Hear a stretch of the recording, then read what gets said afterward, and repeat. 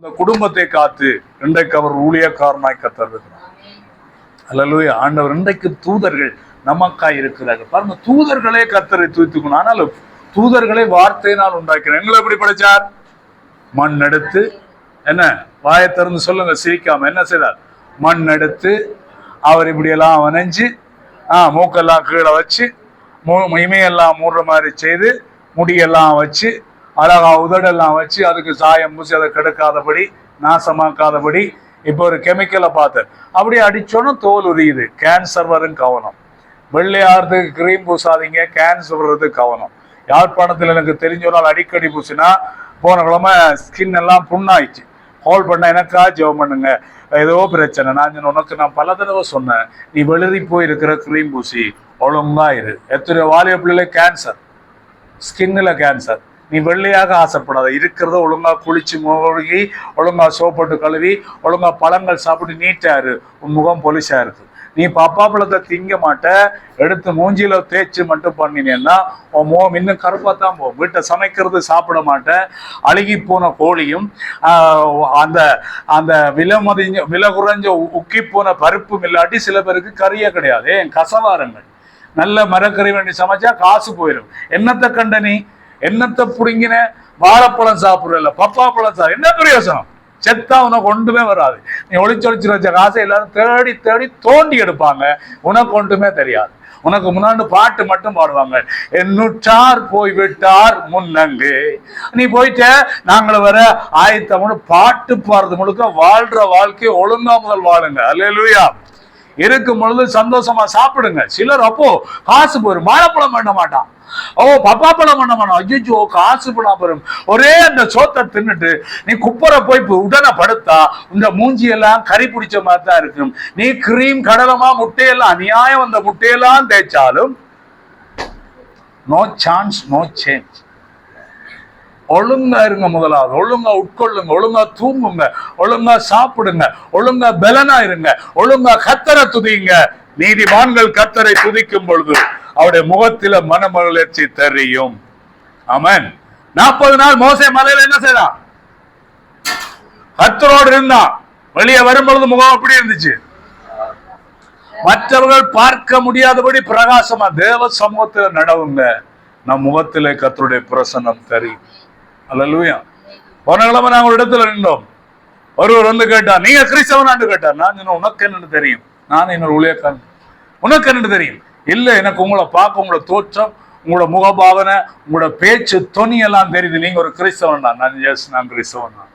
அப்பொழுது நாங்கள் யோசித்தோம், நாங்க நிக்கிற இடத்துல எப்படி பேசணும், நாம எப்படி உடை அணியணும், எப்படி ஒழுங்கா இருக்கணும், சபையில ஒழுங்கான உடை அலங்காரத்தோட காலம் எழும்பி குளிச்சு முகமெல்லாம் சோப் போட்டு கழுவி நித்திர மூஞ்சியோட வர்ற மாதிரி ஆராதனைக்கு வராம அழகா இருக்க கர்த்தர் நம்மை அழைத்திருக்கிறார். நீதிமான்கள் பண்ணையை போல எப்படி இருப்பார்களா?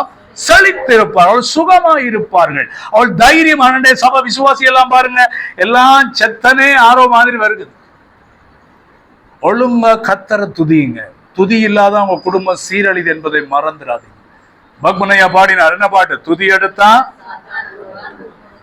முறுமுறுத்தா என்ன செய்வான்? எல்லாரும் என்ன கூட வீட்டுல முறுக்கு சாப்பிடுற மாதிரியே சில பேர் ஒரே முறுமுறு. என்னத்த கண்டான், என்ன நடந்துச்சு, சர்ச்சுக்கு போய் என்ன இந்த திறத்துல நீ கேட்கிற கேள்வி முதல் நீ மறந்துடும். கத்தருக்கா நீ என்ன செய்த? ஒரு கேள்வி, கத்தருக்கா நீ என்ன செய்த? துதி வேலை முடிய சர்ச்சுக்கு வந்த. நல்லதா இது? தசவம் காணிக்க கொடுக்க எனக்கு வருமானம் இல்லை. நீ நல்லா இருப்பியா? செபிக்க நேரம் இல்லை, நல்லா இருப்பியா? துதிக்க நேரம் இல்லை, நல்லா இருப்பியா? மற்றவள் ஒரே முறுக்கு சாப்பிட்ற மாதிரி முறுமுறு. அது இல்லை, இது இல்லை. ஃபேன் வீடு வைக்கையா இருந்தா வீட்டுக்கு முறுமுறுப்பு, பஸ்ல வைக்கையா இருந்தா பஸ்கார முறுமுறுப்பு. அப்படிலாம் செய்யாதீங்க. ஏதும் சரிவர இல்ல, முறுமுறுக்கவே பழகிட்டாங்க. அதான் அந்த முறுமுறுப்பு எல்லாம் அந்நிய பாஷை பேசினா இவ்வளவு சந்தோஷமா இருக்கு பாருங்க. நேற்று படிச்ச பாஷை கூட்டத்துல அந்நிய பாஷை பேசணும், வரங்களை நாடணும், வரங்களை விசுவாசிக்கணும், கர்த்தரோட நீங்க பேசணும். நீங்க எல்லாம் இனி எனக்கு தலைவலிக்கு ஒருக்கா ஜெபம்னு வராதீங்க. நீங்க ஜெபம் பண்ணுங்க, கர்த்தர் சுகமாக்குவார். சும்மா நேசரி பிள்ளைகள் மாதிரி காலத்தை பார்த்தா போதகரா இருக்க வேண்டியதெல்லாம் திரும்ப பாலை குடிச்சு எங்களுக்கு நெஸ்டமால் கரைச்சு தாங்க, கஞ்சி தாங்கன்னு கேட்ட நிக்காதீங்க. நீங்க முழங்கால கர்த்தர் உங்களுக்கு அற்புதம் செய்வார். யாரையும் பட்சபாதம் பார்க்கிற தேவன் அல்ல.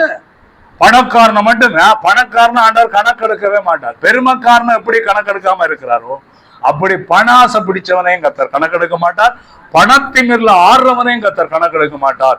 தாழ்மை உள்ளவனாய் கர்த்தருக்கு தன்னை அர்ப்பணிக்கிறவனை கர்த்தருடைய கிருபை சூழ்ந்து. அல்லேலூயா. அதனால தேவனுடைய பிள்ளைகள் கர்த்தரை துதிக்க அழைக்கப்பட்டவர்கள். வாசிக்கலாம், இன்னொரு வசனத்தை வாசிங்கள். சங்கீதம் 34 வாசிச்சுட்டோம். அடுத்ததாக அதை நாம தேவனை துதிக்கிற பொழுது நம்முடைய வாழ்க்கையில என்ன நடக்கிறது? என்ன நடக்கிறது? தேவ சமாதானம் இருக்குமா இல்லையா? சொல்லுங்க. குடும்பத்துல துதிச்சா தேவ சமாதானம் இருக்குமா இல்லையா? இது மாச கணக்குல கணவன் மனைவி என்ன செய்யறதில்ல, பேசுறது இல்ல. பிள்ளைகளுக்கு எதுன்னு சொன்னா என்ன செய்யறது? பிள்ளைகள் கோபம் வந்துடும், பேச மாட்டார்கள். அப்படியெல்லாம் இருக்காதீங்க. துதிக்கிறவன் எல்லாரிடம் சமாதானமாய் வாழுவான். ஆமேன் சொல்லுங்க. துதிக்கிறவன் எல்லாரிடம் சந்தோஷமா இருப்பான். ஆமேன். துதிக்கிறவனுடைய வாழ்க்கையில ஆவிக்குரிய கனிகள் வரங்கள் வெளிப்படும். ஆமேன். துதிக்கிறவன் புறம்புற மாட்டான், எப்பொழுதும் கர்த்தருக்கு ஸ்தோத்திரம் செலுத்துவான். அல்லேலூயா. 1 தெசலோனிக்கேயர் 5 அதிகாரம் 14 வசனம் வாசிங்க. ஒருவர் வாசிங்க. 1 தெசலோனிக்கேயர் 5 அதிகாரம் 14 வசனம்.